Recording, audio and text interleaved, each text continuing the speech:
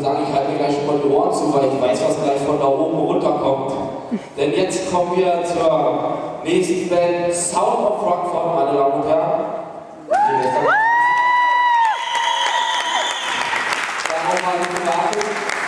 Unter der Leitung von Günther Haag. Ich bitte mir zu verzeihen, wenn ich die Titel jetzt nicht so ganz richtig ausspreche, denn ich kann nicht so gut Spanisch. Aber ich werde es auch versuchen. Als erstes Stück spielt Sound of Frankfurt Tigre von John Higgins und als zweites Escorpion von Jay Dawson.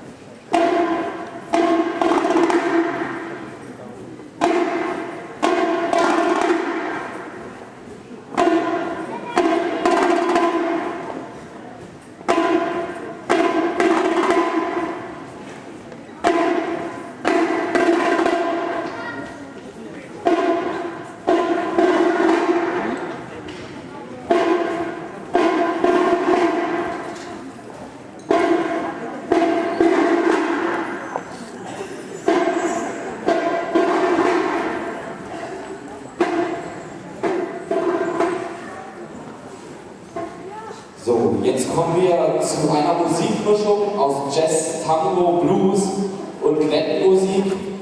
Wir sind